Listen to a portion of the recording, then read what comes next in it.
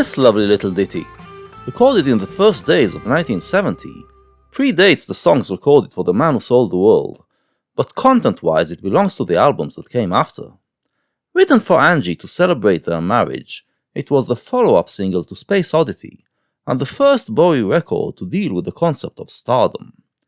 Alas, the single flopped, and stardom had to wait a couple years more.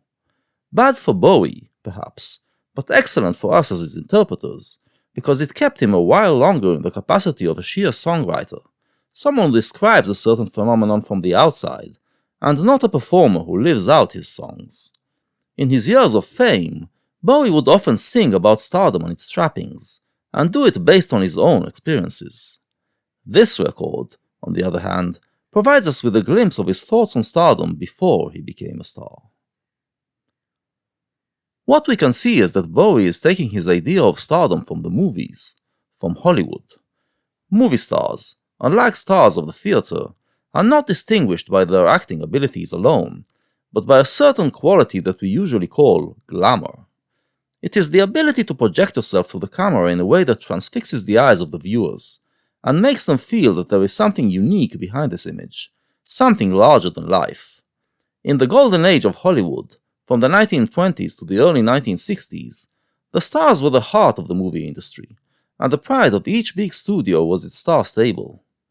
Every star had their own unique persona, which they played in every single movie, and the movies were tailor-made to fit these personas, while the studio's public relations machine labored to extend their mystique, and make the public believe that they were that way in real life as well. As a result, the stars became ingrained in our minds as models of existence, for adulation and imitation. From the 50s onward, cinema started to increasingly perceive itself as a serious art form, and think along more traditional artistic lines. That meant that actors were supposed to be more accomplished and versatile, and the star system began to unravel. For a while, rock and roll provided a substitute, with glamorous stars like Elvis, the Beatles, and the Stones capturing the minds of the youth. But once the hippies took over rock and roll, glamour was perceived as part of the so-called fake world of showbiz, and rock music was required to pose an authentic alternative. The rock bands of the late 60s were decidedly unglamorous, and anyone who displayed a shade of glamour was despised as belonging to the so-called meaningless world of pop. The Prettiest star goes against this trend, and the message is delivered even before Bowie opens his mouth, carried on the wings of the guitar playing of his buddy Mark Bolan. Bolan, by then, was already one of the heroes of the British counterculture, with his unique style that imitated Indian sitar music, and Tolkienesque lyrics seen as taking us beyond the cold world of modern technology. But his flamboyant character and colorful imagination were not excited by all the drab seriousness that overtook the rock world. At heart he was a mod, an extrovert, and his reaction to all the deep soul-searching was to highlight that side of himself. He started his rebellion by electrifying his act, and here we get one of the early examples of what was special about his electric guitar sound. While serious rock guitarists were musically skillful, emotionally heavy and emphasizing the human touch, Bolan's guitar is light-hearted, playful, gleaming with the metallic sheen of a brand new toy. Right off the bat, it gives the record the feeling of something that is more about the exterior than the interior, more flash than content. And then, Bowie comes in, crooning prettily for his love. Cold fire, you've got everything but cold fire. You will be my rest and peace, child. I moved up to take a place near you, so tired. It's the sky that makes you feel tried. It's a trick to make you see wide. It can all but break your heart in pieces. In the first verse, Bowie tries to capture the essence of his loved one, and celebrates their union. We get the sense that there is some unique quality about her, which he is struggling to describe.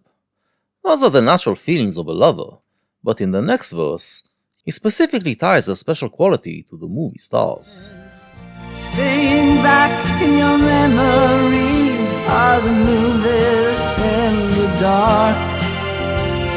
How you move is all it takes to sing a song of when I loved the prettiest star. What attracts him about her is her glamour, which makes her the opposite of what he is. While he is an introverted poet, she wears her personality on her sleeve, projecting it in the way she moves. It is, he hints, a quality that she derived from Hollywood, and internalized until it became part of her personality, and turns her into the prettiest star.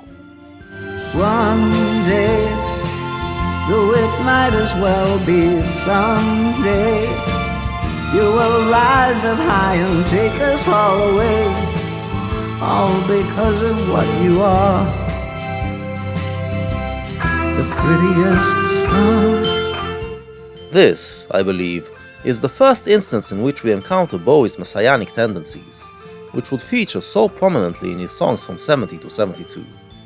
Even before the concept of the Superman creeps in, Bowie is dreaming of rising all the way, creating a higher form of existence. And so, while the hippies defamed stardom, seeing it as a type of being incorporated by the system, Bowie is regarding it in a positive way, seeing messianic possibilities in it. But he does not yet see himself as a star messiah. It has to be a glamorous person, someone who can shine, and he is therefore counting on Angie to be the one to lead the way. Or maybe he is singing this to Bolan, the glittering rocker, whom he feels could shine and save rock and roll from its decline. In any case, Bowie does not regard himself as the leader. He probably sees himself in the role he assumed in Signet Committee, the role of the thinker behind the movement. Be it as it may, this, for me, is the moment that the seed of glam rock was sown. This seemingly unimportant record heralded the birth of a new sensibility, a post-hippie view of glamour as a positive phenomenon. And how fitting it is that glam's two greatest exponents happened to be there at that moment, collaborating to create it. In the next couple of years, Bowie and Bolan will go their separate ways, each developing this sensibility in his own manner, until, finally, they would come together again to change the face of rock music.